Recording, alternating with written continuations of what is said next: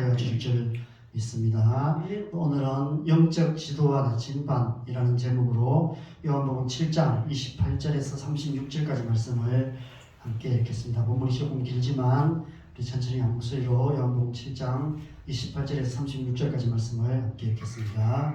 예수께서 성전에서 가르치시며 외쳐 이르시되 너희가 나를 알고 내가 어디서 온 것도 알거니와 내가 스스로 온 것이 아니니라.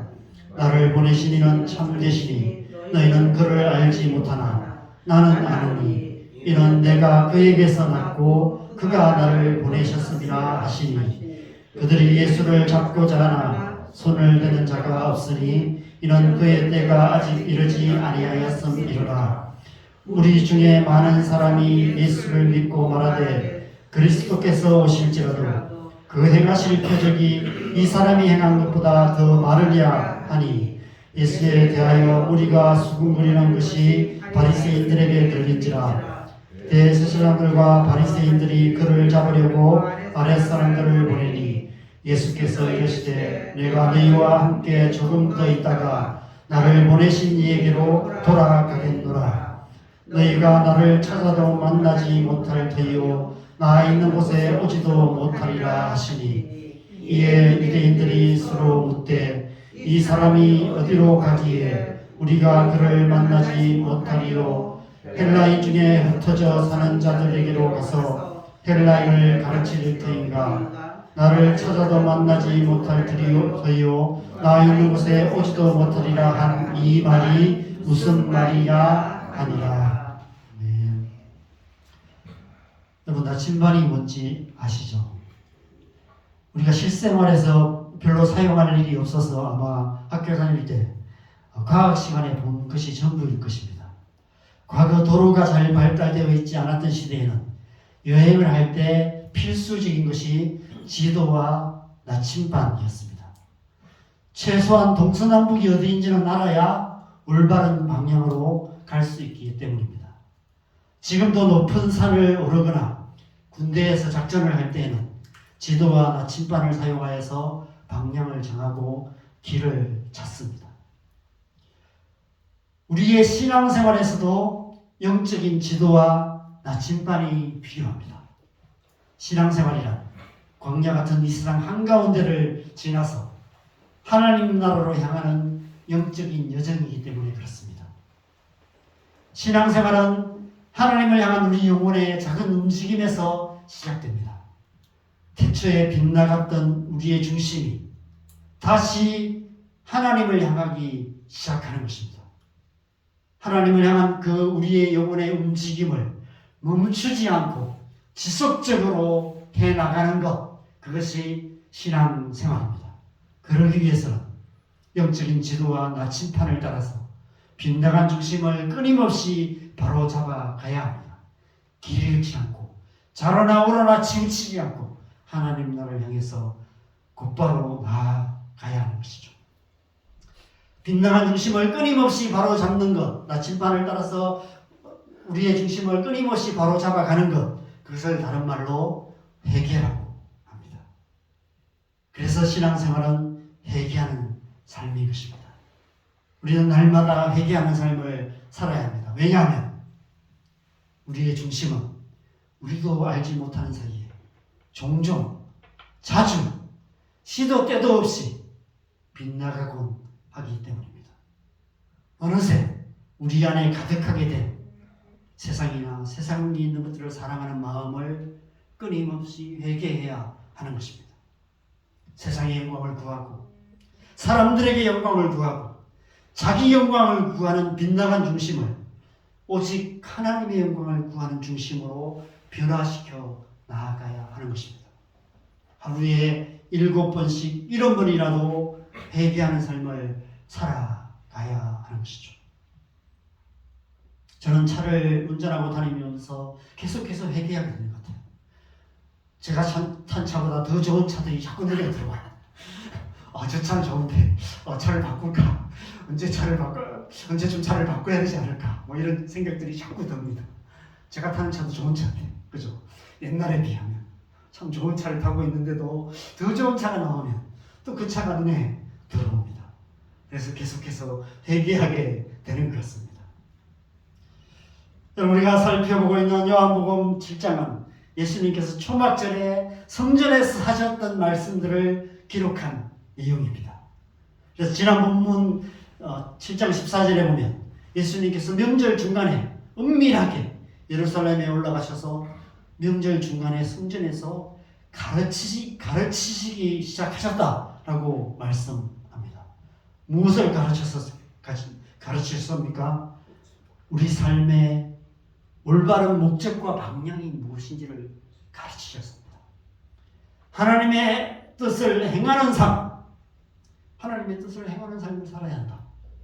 보내신 이의 영광을 구하는 삶을 살아야 한다. 그것에 대해서 말씀하셨어요. 목적도 없이 방향도 모른 채 어디론가 떠밀려 가고 있는 우리의 인생의 지도 위에 영적인 나침반을 올려놓으셨습니다. 너희가 지금 올바른 방향으로 가고 있는지 보라고. 너희의 중심이 빗나가 있지 않냐고 그것을 보게 하셨어요. 자기 영광만 구하는, 자기 영광을 구하는 그런 중심으로 살고 있지 않는지 전국을 찌르시는 질문을 하신 것입니다. 여러분은 어떠십니까? 여러분은 지금 올바른 방향으로 가고 계십니까? 여러분은 지금 하나님의 영광을 구하는 삶을 살아가고 계십니까? 이 말씀을 들은 유다 백성들 별로 귀담아 듣지 않았던 것 같아요. 대제사장들과 바리새인들은 예수님을 죽이려 했습니다. 어떤 사람들은 예수님이 귀신들을 했다고 비난하는 사람도 있었습니다. 개중에 아는 척하기를 좋아하는 사람들은 이렇게 말했습니다. 우리는 이 사람이 어디서 왔는지 안다. 그런데 예수님이 그리스도께서 오실 때는 어디서 오는지 모를 것이다. 아는 자가 없을 것이다. 그렇게 얘기하는 사람도 있었습니다. 반신반의하는 사람들도 있었고 예수님께서 행하시는 표적을 보고 믿는 자들도 많이 있었다라고 말씀하고 있습니다. 그런데 이 요한복음 7장의 마지막이 여러분 어떻게 끝나는지 아십니까? 마지막 52절 53절에 보면 갈릴리에서는 선지자가 나지 못하느니라 라는 결론을 내리고 다 각각 집으로 돌아가고 라고 애매하고 흐지부지하게 이 말씀이 끝나고 있습니다. 여러분 성경을 읽으면 보통 그죠? 한 장이 끝날 때는 마침표로 끝이 나요. 그런데 이렇게 애매하고 흐지부지하게 끝나는 장은 제가 알기로는 이 말씀이 유일하지 않을까 싶습니다. 예수님의 말씀에 다들 어이없는 반응으로 끝나고 있는 거예요. 말씀을 듣고 그 말씀을 향해서 가지 않고 다 각각 집으로 돌아가고 그런 예수님께서 전하신 말씀을 귀떡으로도 듣지 않았던 것입니다. 왜냐하면 그들의 중심이 빗나가 있었기 때문에 하나님의 영광을 구하는 중심이 아니라 자기의 영광을 구하며 사람들의 영광을 구하며 세상의 영광을 구하는 마음으로 가득했기 때문에 예수님께서 말씀하시는 그 삶의 목적과 방향은 그들이 원하는 삶이 아니었어요. 그래서 오늘 본문에서는 예수님께서 이제 성전에서 가르치실 뿐 아니라 외치셨다고 얘기합니다. 목소리가 높아지세요. 다음 주에 살펴볼 말씀에서는 명절 끝나에 서서 외쳐 이르시되 누구든지 목마르거든 내게로 와서 마시라 이렇게 말씀하세요. 조용한 대화로 시작했던 말씀이 가르침으로 시작했던 말씀이 점점 격앙되어서 큰 소리로 외치는 설교가 되었습니다. 저는 이 말씀을 묵상하면서 설교가 이런 것이라는 생각이 들었어요. 일상의 어떤 대화가 점점 더 격앙되어서 하나님의 말씀이 선포되는 장이 되는 것이 설교가 아닐까 이런 생각이 들었습니다. 여러분 설교는 우리 신앙의 여정에서 마땅히 가야 할 올바른 방향을 가르쳐주는 영적인 나침반과 같습니다. 그래서 설교를 들어야 되는 것이죠. 예수님의 이 초막절 설교는 저를 비롯한 모든 설교자에게 있어서는 설교가 무엇인지를 가르쳐주는 나침반과도 같고 이 설교를 듣는 우리 모두에게는 신앙생활의 영적 나침반과도 같은 중요한 설교입니다. 지난번 예배에서 초막절이 어떤 의미인지를 우리가 함께 생각해 보았습니다. 레위기 23장 41절에서 43절에서 옛날 출애굽한 이스라엘 백성들이 가나안 땅에 들어가기까지 40년을 광야의 시간을 보냈던 것을 기념하면서 초막을 짓고 일주일을 초막에서 거하는 그런 절기를 지키게 했습니다. TV도 없고 스마트폰도 없고 오락거리도 없고 읽을 책도 없는 세상과 완전히 단절된 시간을 통해서 광야 같은 이 세상을 지나 저 영원한 하나님 나라를 향하는 인생의 여정을 재확인하면서 우리의 빗나간 중심과 흐트러진 삶의 방향을 하나님의 말씀의 나침판에 다시 맞추는 그런 시간을 가졌던 것입니다. 여러분, 우리 사는 이 세상은 마치 그것이 우리를 의미 있는 존재로 만들어 주는 것이냐, 우리의 마음을 속이는 것들이 많이 있습니다. 우리의 마음을 속여서 우리의 발목을 붙잡아서 거기에 멈추게 하고 거기에 머무르게 하고 이 세상 어느 구석에 주저앉게 만드는 것들이 많이 있습니다. 세상의 영광을 구하게 만들어요. 사람들의 영광을 구하게 만들어요. 자기 영광을 구하게 만듭니다. 나의 존재를 의미 있게 바라보주는 사람들의 눈빛, 스스로 몰입하여서 몰두하여서 자기 존재감을 확인할 수 있게 해주는 중요한 역할들, 아무 생각 없이 거기에 푹 빠져서 긴 시간의 공백을 메워주는 볼거리, 즐길거리들이 있습니다.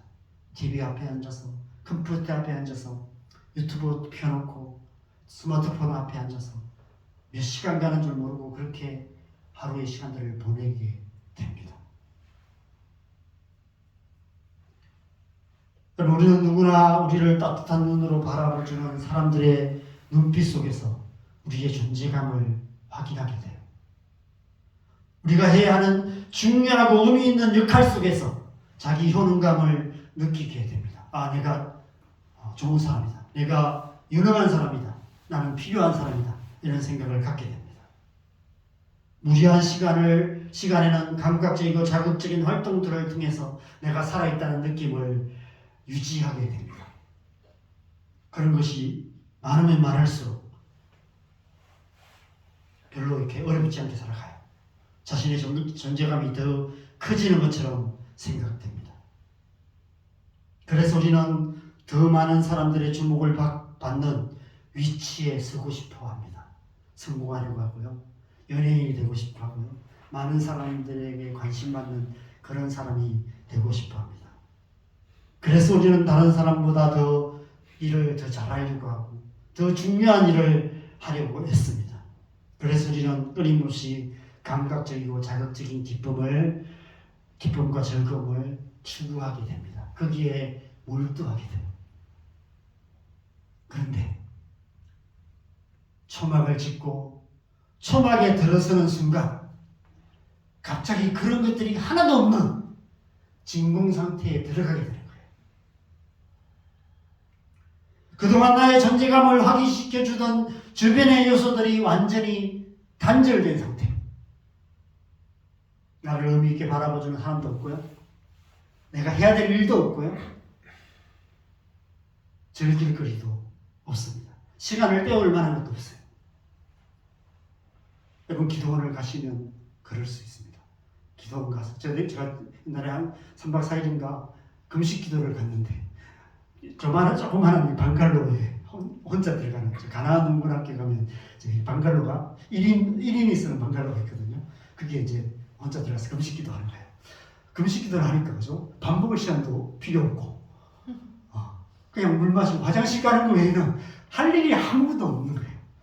그냥 집회도 없어요. 그냥 개인 금식 기도하는 거니까 하루 종일 할 일이 아무것도 없는 시간, 그 시간 속에 그냥 있는 거예요. 그러니까 시간이 너무 길더라고요. 하루가 너무 길었습니다. 하루가 너무 안 가는, 하루가 거의 천년 같은 그런 시간을 보냈던 적이 있었습니다. 여러분, 아무것도 없는 그곳에 과연 그럼에도 불구하고 우리는 우리 자신의 존재를 확실하게 긍정할 수 있을까요? 나라는 존재가 정말 의미 있는 존재로 이 세상에 존재하고 있다는 확신을 가질 수 있을까요? 초막에 거하는 그 시간은 오롯이 하나님 앞에 홀로 있는 시간이었습니다. 사람들이 바라보는 내가 아니라, 내 손에 가진 그 무엇이 아니라, 나의 육신의 감각을 자극하는 그 어떤 것을 통해서가 아니라 하나님 앞에서 내가 누구인지를 확인하는 시간, 그 시간이었습니다. 그 순간 분명한 것은 두 가지뿐이었습니다. 보이지 않지만 하나님이 거기 계신다는 사실과 보이는 내가 이 땅에 존재한다는 사실. 그래서 이런 본질적인 질문을 하게 돼요. 내가 여기 존재하는데 나라는 존재가 어떻게 해서 내가 여기 존재하게 되었는지, 왜 내가 이 땅에 존재해야 되는지, 내가 어디서부터 와서 어디로 가는 존재인지, 내 삶의 목적과 방향이 어디인지, 이런 질문을, 본질적인 질문을 하게 되는 것인 것 같습니다. 이 세상 그 누구도 답해줄 수 없는 질문, 비로소 이 질문이 정답을 아시는 그분을 향하게 되는 것이죠. 그 시간은 오직 하나님만이 아시는 그 정답을 우리가 듣게 되는, 하나님으로부터 직접 듣게 되는 그런 시간입니다. 아, 내가 이렇게 살아야 되는구나. 내가 이런 삶을 살아야 되는구나. 내가 지금 잘못 살고 있구나. 이렇게 살아서는 안 되는구나. 정말 하나님이 나를 부르신 나의 삶의 목적이 이것이구나 하는 것을 비로소 깨닫고 그 하나님의 부르심에 다시 한번 몰두하게 되는 시간, 그 시간이 초막절 시간이었습니다. 그것이 초막절 초막 안에서 일어나는 중요한 사건이었어요. 그래서 우리에게도 이런 시간이 필요하다고 지난번에 말씀드렸습니다. 초막절 사건이 우리에게 필요해요. 오늘 함께 읽은 본문 전후에 보면 예수님을 둘러싼 유대인들의 다양한 반응들이 나옵니다. 마치 나침반의 바늘이 막 좌우로 요동치는 것 같은 그런 모습이에요. 초막절에 예수님께서 성전에 오셨는데 그 길은 삶의 방향을 잃어버린 사람들로 가득했습니다. 자신이 어디에서 와서 어디로 가는지조차도 알지 못하는 사람들이 예수님의 말씀 앞에서 제각기 다르게 반응하며 우왕좌왕하다가 결국 자기 집으로 돌아가 버리는 것이 요한복음 7장의 말씀이에요. 우리 사는 이 세상의 모습이 그러하다는 것입니다. 이 세상 모든 사람들이 그렇게 살아가고 있습니다. 인생은 나그네 길, 어디에서 왔다가 어디로 가는가, 정처 없는 구름 나그네, 이런 노래들을 부르면서 삶의 목적도 방향도 존재의 방향도 모른 채 우왕좌왕하며 살아가고 있는 것입니다. 그래서 예수님께서 이 땅에 오셔서 우리 가운데 성전에 서셔서 가르치시고 외쳐 선포하고 계시는 것입니다. 예수님께서는 당신이 어디서 오셨는지 아신다고 말씀하세요. 내가 어디서 온 것을 안다. 너희는 알지 못하지만 나는 안다. 이렇게 말씀하세요. 이 말씀은 이런 의미입니다. 너희들은 내가 어디서부터 왔는지 안다고 말하지만 사실은 제대로 모르는 것이다. 너희는 너희 자신조차도 어디에서 왔는지 모르는 존재가 아니냐. 너희 자신도 어디서 왔는지 모르는데 내가 어디서 왔는지 너희가 어떻게 알 수 있느냐. 그러나 나는 안다. 나는 아버지께로부터 왔다. 그리고 너희도 아버지께로부터 온 자들이다. 그러고 나서 이렇게 말씀하세요. 나는 이제 나를 보내신 이기로 돌아가겠노라. 이제 곧 나는 아버지께로 돌아갈 것이다. 너희도 곧 아버지께로 돌아갈 날이 있을 것이다. 예수님께서 지금 우리의 인생, 그들의 인생의 지도 위에 나침반을 놓으시고 삶의 목적지가 어디인지, 인생의 방향이 어디를 향하고 있는지를 가르치시며 외치고 계시는 것입니다. 우리의 인생이 어디서부터 어디로 가는지를 손가락으로 가르치시면서 우리를 보내신 아버지께로 돌아가는 것이다 라고 외치고 계시는 것입니다. 그런데 그들은 듣지 않았어요. 그들은 끝내 알지 못했습니다. 자신들이 어디서부터 와서 어디로 가는 존재인지를 알지 못했을 뿐 아니라 자신들이 무엇을 모르는지조차도 알지 못했어요. 여러분, 이 세상에 가장 어리석은 사람이 그런 사람입니다. 자기가 무엇을 모르는지조차도 모르는 사람. 그러면서 마치 다 아는 것처럼 살아가는 사람. 이 세상 많은 사람들이 그런 어리석은 삶을 살아가고 있습니다. 여러분, 지금 예수님을 둘러싼 사람들은 하나님의 백성이라고 스스로 말하는 사람들이었습니다. 하나님을 믿는다고 말하는 사람들이었습니다. 창세기를 믿었던 사람이에요. 대체 하나님이 천지를 창조하셨다는 사실을 믿었던 사람이었습니다. 그 누구보다도 하나님의 말씀을 잘 안다고 스스로 자부하던 사람들이었습니다. 그럼에도 불구하고 그들은 자신의 존재가 하나님께로부터 와서 하나님께로 가는 존재라는 사실조차도 알지 못했습니다. 그들은 예수님께서 왜 하나님을 아버지라 부르시는지, 예수님께서 왜 하나님의 아들로 이 땅에 오셨는지를 이해하지 못했어요. 그들이 알기에 예수님은 갈릴리에서 나셨습니다. 갈릴리 나사렛이란 촌동네에서 목수의 아들로 태어나셨어요. 그래서 그들은 지금 갈릴리에서 선한 것이 나올 수 없다라고 말하고 있습니다. 사실 그 말이 맞습니다. 우리의 죄악된 육신에서는 선한 것이 날 수 없기 때문입니다. 혈통으로나 육정으로나 사람의 뜻으로 난 자는 하나님 나라를 볼 수도 없고 거듭나지 않으면 하나님 나라에 들어갈 수도 없습니다. 구원은 이 땅으로부터, 우리의 땅으로부터 나올 수 있는 것이 아닙니다. 그런데 예수님께서는 갈릴리에서 나셨지만 그러나 갈릴리에서 오신 분은 아닙니다. 예수님은 하나님께로부터 오신 그리스도십니다. 그들은 예수님께서 그리스도이심을 보여주는 많은 표적들을 똑똑히 보았습니다. 그럼에도 불구하고 믿지 않았습니다. 그런데 그 가운데는 믿는 자들도 많이 있었다고 말씀합니다. 그들은 분명히 서서히 알게 될 것입니다. 그 자신의 존재의 의미와 목적이 무엇인지, 자신이 하나님께로부터 와서 하나님께로 가는 존재라는 사실을 확실히 깨닫게 될 것입니다.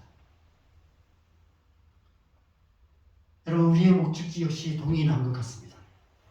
저 영원한 하나님 나라, 곧 아버지의 집으로 가는 것이죠.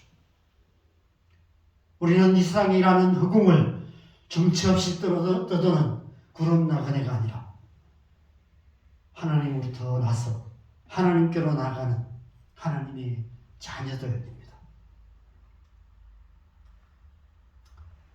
그런데 예수님께서는 그들을 향해서 나 있는 곳으로 오지 못할 것이다 라고 말씀하세요. 너희는 나에 있는 곳으로 오지 못할 것이다. 요한복음 7장의 마지막이 다 집으로 돌아가고로 끝나는 이유가 그런 의미인 것 같습니다. 그들은 빗나간 중심으로 살기 때문에 그 빗나간 중심으로는 나 있는 곳으로 오지 못할 것이다 라고 말씀하시는 거예요. 빗나간 중심으로 빗나간 삶을 살다가 끝내 관역을 빗나가 버리고 많은 것을 상징적으로 보여주는 것이죠. 그들은 아버지의 집이 아니라 자기 집으로 돌아가고 말았습니다. 우리도 예배를 마치면 각기 자기 집으로 돌아갈 것입니다. 그러나 우리가 사는 집은 우리가 영원히 거하는 하나님의 집이 아닙니다. 요즘 우리나라에 실거래가가 막 100억이 넘는 그런 집들이 있다고 합니다. 그런데 여러분, 아무리 비싸고 좋은 집이라 할지라도 그 집은 영원한 집이 아닙니다. 이 세상에 있는 집은, 이 세상에 있는 우리 집은 아무리 좋아도 초막일 뿐입니다. 우리나라 참 살기 좋은 나라인지 잘 모르겠지만 잘 사는 나라입니다.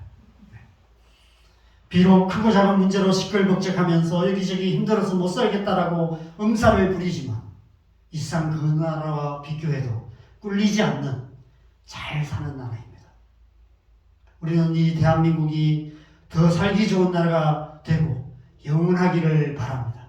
그래서 우리의 자손들이 대대로 이 대한민국이라는 나라에서 잘 먹고 잘 살기를 바랍니다. 그럼에도 불구하고 이 대한민국 역시 초막일 뿐입니다. 저 영원한 하나님 나라에서는 우리는 더 이상 대한민국 국민으로 살지 않을 것입니다. 대한민국의 법과 의무를 따라 살지 않을 것입니다. 우리 아들 군대 안 가겠다고 버티다가 결국 군대에 끌려갔지만 저 하나님 나라에서는 군대를 안 가도 됩니다. 이 초막에 있는 동안 우리는 대한민국 국민으로서 법과 원칙을 따라서 살아야 할 의무가 있을 뿐입니다.